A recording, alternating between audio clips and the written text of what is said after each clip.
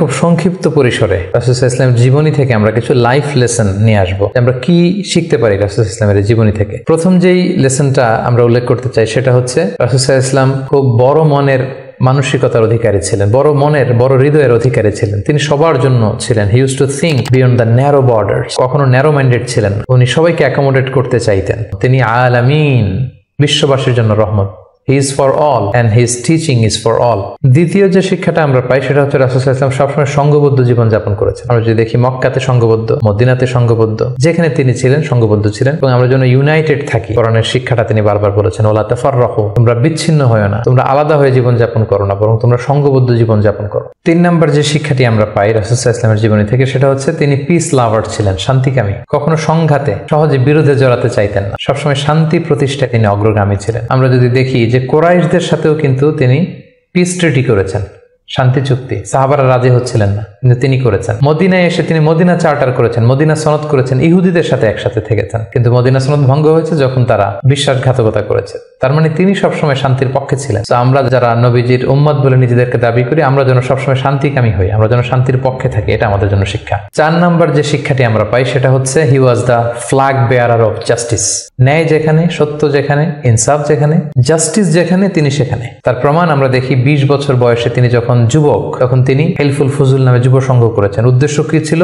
মাআল মাজলুম দিদ্দাল জালিম। আমরা সবসময় মাজলুমের পক্ষে থাকবো, জালেমের বিরুদ্ধে। কোনো জালেম যেন কোনো ব্যবসায়ীকে, ভিনদেশীকে, কাউকে যেন ঠকাতে না পারে। মাজলুমের পক্ষে লড়বার জন্য তিনি এটা করেছেন। তার মানে ইনসাফ, জাস্টিস, ন্যায় পরায়ণতার পক্ষে তিনি সবসময় কাজ করেছেন। আমরা যেন সবসময় ন্যায় পরায়ণতার পক্ষে থাকি, এটাই আমাদের জন্য শিক্ষা। 5 নম্বর যে ব্যাপারটা আমরা দেখি যে রাসূল সাল্লাল্লাহু আলাইহি ওয়াসাল্লামের পুরো জীবনীটা যদি আপনারা খেয়াল করেন, সবসময় রাসূল সাল্লাল্লাহু আলাইহি ওয়াসাল্লাম একটা স্ট্রাগলের মধ্য দিয়ে গিয়েছেন। তিনি আল্লাহর নবী, শুধু নবী নয়, শ্রেষ্ঠ নবী, আল্লাহর হাবিব। তার কাছে কোরআন নাজিল হয়েছে, তার কাছে ওহী আসতো, আল্লাহর সরাসরি সাহায্য তিনি পেয়েছেন, আল্লাহর সাথে কথা বলতেন। তারপরও তার জীবন কিন্তু স্ট্রাগল মুক্ত ছিল না। সবসময় তিনি স্ট্রাগলের মধ্যে দিয়েছিলেন। আমরা একটু স্ট্রাগল করলে হতাশ হয়ে পড়ি, একটু বিপদে পড়লে হতাশ হয়ে পড়ি। আমরা যদি রাসূলের জীবনী দেখি তাহলে আমরা বুঝতে পারবো না, হতাশ হওয়া যাবে না, ধৈর্য ধারণ করতে হবে। কারণ struggle is the part of our life. আমার নবী স্ট্রাগল করেছেন, তিনি সংগ্রাম করেছেন। সো সংগ্রাম আমাদের জীবনের অংশ।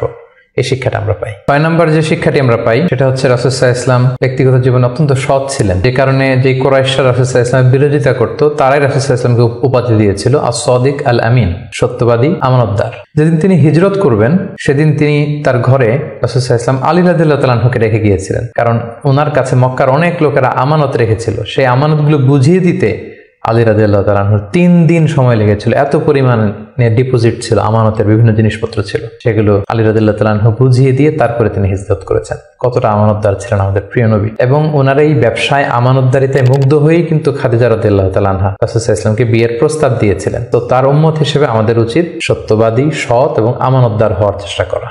7 নম্বর যে শিক্ষাটি আমরা রাসূল সাল্লাল্লাহু আলাইহি ওয়াসাল্লামের জীবনী থেকে পাই সেটা হচ্ছে রাসূল সাল্লাল্লাহু আলাইহি ওয়াসাল্লামের একটা ফ্রেন্ডলি ইন্টারঅ্যাকশন ছিল তার ফলোয়ারদের সাথে, good interaction with the followers. আমাদের অনেক লিডারদের মধ্যে একটা বসি ভাব থাকে যে আমি সব জানি, আমার ফলোয়াররা কিছুই জানে না, আমার টিমের লোকেরা কিছুই জানে না। না, রাসূল সাল্লাল্লাহু আলাইহি ওয়াসাল্লাম এটা করতেন না। কারোর কাছ থেকে কোনো ভালো কনসালটেশন, কোনো পরামর্শ আসলে পলিসি মেকিং এ তাদের কথাও তিনি রাখতেন। সুবহানাল্লাহ, এটা একটা গুড লিডারের বৈশিষ্ট্য। 8 নম্বর যে শিক্ষাটা আমরা পাই সেটা হচ্ছে রাসূল সাল্লাল্লাহু আলাইহি ওয়াসাল্লাম হেভিলি ফোকাসড ছিলেন তার মিশনে। সেই যে মক্কায় তিনি তাওহীদের বাণী প্রচার করতে শুরু করেছেন, রিসালাতের বাণী প্রচার করতে শুরু করেছেন, আখিরাতের কথা মানুষকে প্রচার করতে শুরু করেছেন। তার যে দাওয়াতের ফোকাস, এই ফোকাস থেকে কোনো প্রলোভন, কোনো লোভ, কোনো স্ট্রাগল, কোনো বিপদ রাসূল সাল্লাল্লাহু আলাইহি ওয়াসাল্লামকে এক চুল পরিমাণ নাড়াতে পারেনি। আমরা যদি জীবনে সফল হতে চাই আমাদের ফোকাস ঠিক রাখতে হবে। ফোকাস থেকে আমরা নড়ে গেলে কিন্তু আমরা সফলতার দেখা পাবো না। 9 নম্বর যে শিক্ষাটা আমরা পাই রাসূল সাল্লাল্লাহু আলাইহি ওয়াসাল্লামের কম্প্যাশনেট এন্ড মার্সিফুল অ্যাটিটিউড। রাসূল সাল্লাল্লাহু আলাইহি ওয়াসাল্লামের দয়াদ্র মানসিকতায় অনেক শত্রু কিন্তু রাসূল সাল্লাল্লাহু আলাইহি ওয়াসাল্লামের বন্ধু হয়ে গিয়েছিল, ঈমান এনেছিল। আমরা দেখেছি মক্কা বিজয় যখন করেছিলেন চাইলে পিষে মারতে পারতেন কুরাইশদেরকে, যারা বছরের পর বছর জন্মভূমি থেকে দূরে থাকতে বাধ্য করেছিল রাসূল সাল্লাল্লাহু আলাইহি ওয়াসাল্লামকে। রাসূল সাল্লাল্লাহু আলাইহি ওয়াসাল্লাম কি করলেন? বললেন যে না, লা তাসরিবা আলাইকুমুল ইয়াউম, কোনো প্রতিশোধ, হিংসা কিছু নেই, ক্ষমা করে দিলাম, যাও তোমরা স্বাধীন। এভাবে নানা ঘটনায় আমরা দেখেছি রাসূল সাল্লাল্লাহু আলাইহি ওয়াসাল্লাম তার অমীয় অনুপম চরিত্রের মাধ্যমে তিনি মানুষের মন জয় করেছেন। এই গুণাবলী যেন আমরা আমাদের মধ্যে ধারণ করবার চেষ্টা করি। সব শেষে শিক্ষাটির কথা বলবো, সেটা হচ্ছে succession management. A good leader produces good leaders. একজন ভালো নেতা শুধু ফলোয়ার তৈরি করে না, সে আরো নতুন নেতা তৈরি করে। আমরা যদি দেখি রাসূল সাল্লাল্লাহু আলাইহি ওয়াসাল্লামের ইন্তেকালের পরে আমাদের লিডারশিপ নিয়ে কোনো ক্রাইসিস হয়নি, সেখানে দাঁড়িয়ে গিয়েছে আবু বকরকে আমরা রাদিয়াল্লাহু তাআলা আনহুকে আমরা আমাদের খলিফা বানিয়েছি। আবু বকর রাদিয়াল্লাহু তাআলা আনহুর ইন্তেকালের পরে ওমর ফারুক আমাদের খলিফা হয়েছে, তারপরে উসমান, তারপরে আলী রাদিয়াল্লাহু তাআলা আনহু। তার মানে রাসূল সাল্লাল্লাহু আলাইহি ওয়াসাল্লাম এদেরকে কিন্তু সবসময় ডানে বায়ে সামনে পেছনে কাছে নানা কাজে এঙ্গেজ করে নতুন নেতৃত্ব, নিউ লিডারশিপ কিন্তু তিনি তৈরি করেছিলেন। ফলে এই সাকসেশন ম্যানেজমেন্টে কিন্তু রাসূল সাল্লাল্লাহু আলাইহি ওয়াসাল্লাম সাকসেসফুল ছিলেন। এবং এখান থেকে আমরা যারা লিডারশিপ কোয়ালিটি আমাদের আছে, আমরা যেন নতুন লিডার তৈরি করে যেতে পারি উম্মার জন্য, এই শিক্ষাটি কিন্তু আমরা পাই। সম্মানিত শুধু রাসূল সাল্লাল্লাহু আলাইহি ওয়াসাল্লামের ফলোয়ার বা উম্মা হিসেবে আমাদের উচিত রাসূল সাল্লাল্লাহু আলাইহি ওয়াসাল্লামের আদর্শকে আমাদের জীবনে বাস্তবায়ন করা, তার প্রতি ভালোবাসার সর্বোচ্চ নমুনা পেশ করা, তার সম্মান আমাদের সম্মান। তাকে যখন গালি দেওয়া হয়, তার বিরুদ্ধে যখন কটু কথা বলা হয়, আমরা যেন তখন এর প্রতিবাদ করি, লেখনীর মাধ্যমে, বক্তব্যের মাধ্যমে, একত্রিত হয়ে বিভিন্ন ইভেন্টস করার মাধ্যমে রাসূল সাল্লাল্লাহু আলাইহি ওয়াসাল্লামের রেখে যাওয়ার শিক্ষা যেন আমরা আমাদের বাস্তব জীবনে কাজে লাগাই, আমরা যেন অন্যের কাছে পৌঁছাই, আমরা যেন সোশ্যাল মিডিয়াতে ছড়িয়ে দেই এবং রাসূল সাল্লাল্লাহু আলাইহি ওয়াসাল্লামের এই শিক্ষার জন্য আমরা আমাদের অমুসলিম ভাই বোনদের কাছে পৌঁছাতে পারি। আমরা যেন রাসূল সাল্লাল্লাহু আলাইহি ওয়াসাল্লামকে আমাদের